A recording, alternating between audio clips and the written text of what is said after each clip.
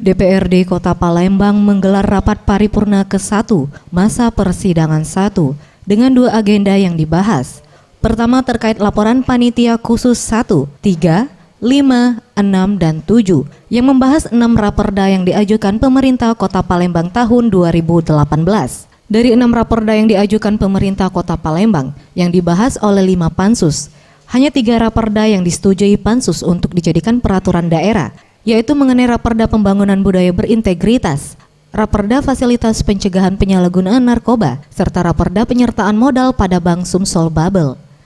Sementara 3 raperda lainnya yaitu mengenai pembentukan dan susunan perangkat daerah, serta pembentukan Kecamatan Jakabaring dan Ilir Timur 3. DPRD meminta perpanjangan waktu pembahasan.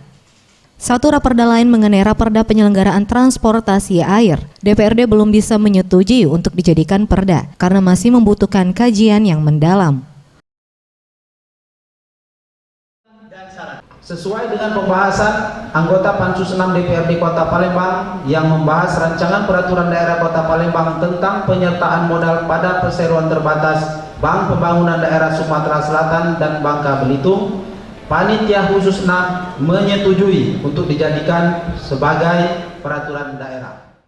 Pansus 5 DPRD Kota Palembang menyetujui rancangan peraturan daerah Kota Palembang tentang fasilitasi pencegahan penyalahgunaan narkotika.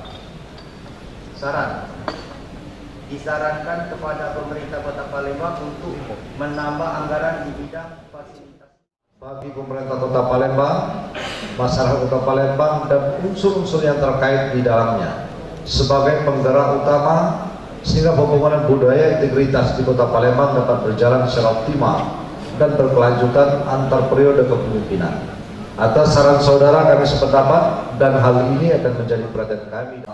Usai menerima laporan dari 5 pansus, sidang paripurna dilanjutkan dengan agenda kedua yaitu penyampaian program pembentukan Perda tahun 2019 oleh Badan Pembentukan Perda DPRD Palembang. Dalam laporan yang disampaikan Ketua Badan Pembentukan Perda DPRD Palembang di tahun 2019 telah menerima 16 raperda yang diajukan Pemkot Palembang.